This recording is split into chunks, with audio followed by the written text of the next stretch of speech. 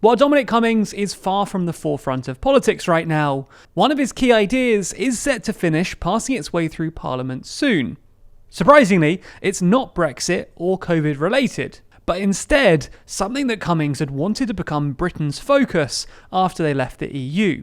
So what actually is Cummings' plan? And why was it so high up on his priority list? Let's explain that right now.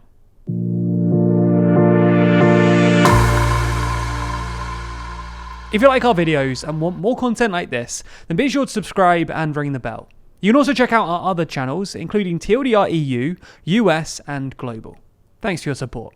Anyway, apparently when Cummings was taken on as Johnson's advisor in the middle of 2019, his personal motto was, "Get Brexit done, then ARPA," which stands for the Advanced Research Projects Agency. Now, this is an awfully wordy acronym, but it basically just means a government agency that invests in high-risk, high-reward scientific research. The key thing, though, according to Cummings, is that ARPA will be given a lot of operational independence and will not be slowed down by bureaucracy. The idea actually comes from across the Atlantic in the US, where DARPA has been around for decades. The department was first established in 1950 by President Eisenhower and was in response to the Soviets launching the Sputnik satellite.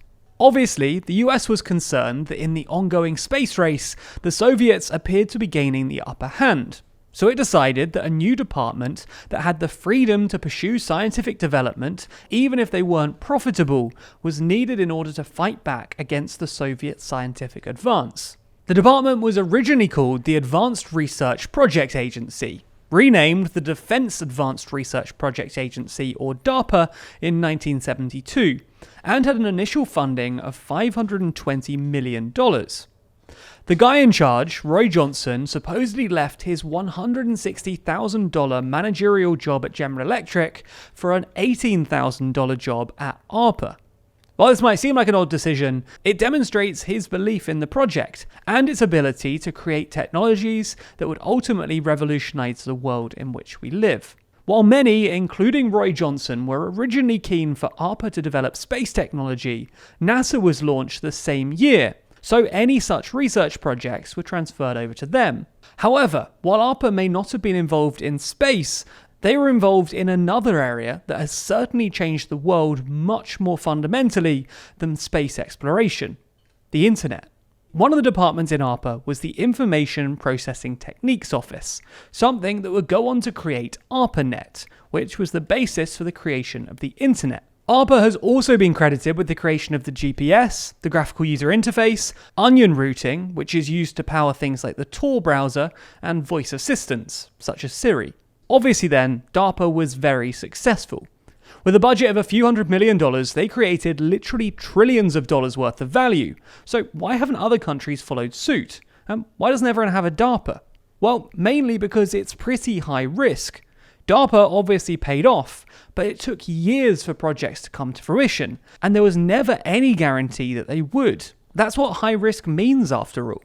And unfortunately, democratically elected governments usually don't like high-risk, long-term projects like this, because they're tough to sell to the electorate, who don't like to see their money wasted. And as I mentioned, the projects are also pretty long-term, and democracy incentivizes relatively immediate results. Governments only have at most 5 years of guaranteed power, so often they want results before the next election. The point is that democracy incentivizes short-term, low-risk spending, which is why DARPAs are so hard to come by. And this isn't necessarily a good thing. It sometimes makes sense to take risks, and it usually makes sense to look beyond a 5-year time horizon. So, what's the UK's plan to counter this?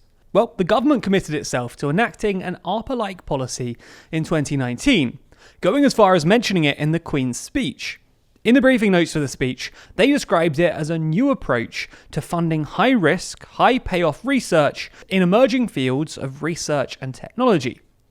Right now, the relevant bill is called the Advanced Research Innovation Agency, or ARIA bill, and at the time of writing, it's passed both the Commons and the Lords, and is just going through consideration of amendments. So with this in mind, let's take a look at the bill itself. The first part of the bill creates and establishes ARIA, with Clause 2 stipulating its three main functions: to conduct scientific research, to develop and exploit scientific knowledge, and to collect, share, publish, and advance scientific knowledge. The explanatory notes, though, make clear what these three aims allow ARIA to do in practice. They allow ARIA to carry out literature reviews and find out which areas would benefit from further scientific exploration. It enables them to use scientific research for the purposes of creating prototypes or introducing new products to the market. It allows them to commission and support others to do the same, and it allows them to share their findings with the public through things like seminars and public academic papers. Next, the bill goes on to make clear that ARIA can provide grants to other entities to conduct research. The explanatory notes make clear that this can be done in the form of prizes. This means that it could, for example, run a competition giving money to whichever company comes up with the best solution to a given problem. Clause 3 goes on to put into law the principle that ARIA is allowed to invest in projects that have a high chance of failing. Specifically, it says that ARIA may give specific weight to the potential for significant benefits to be achieved, or the development and exploitation of scientific knowledge that carries a high risk of failure. It's very clear then that the government wants the department to operate like its US counterpart. Clause 4 of the bill states that the Secretary of State can provide grants to ARIA, which is ultimately how the agency will be funded.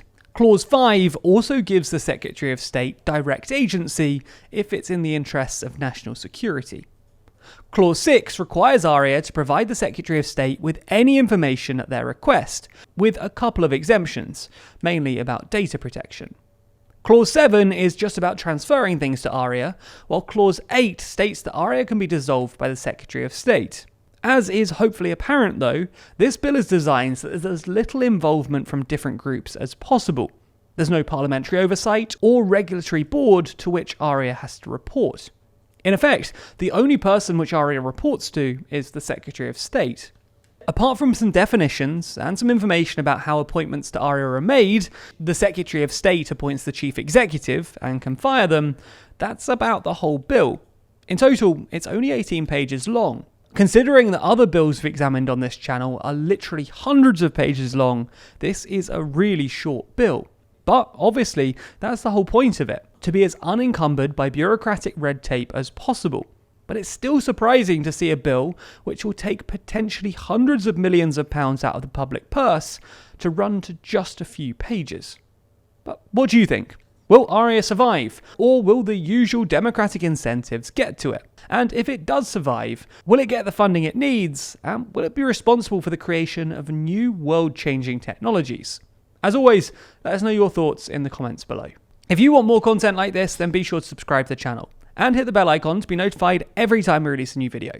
Special thanks to our Patreon backers who make videos like this one possible, and if you want to see your name at the end of videos, then you too can back us on Patreon. The link to that is in the description.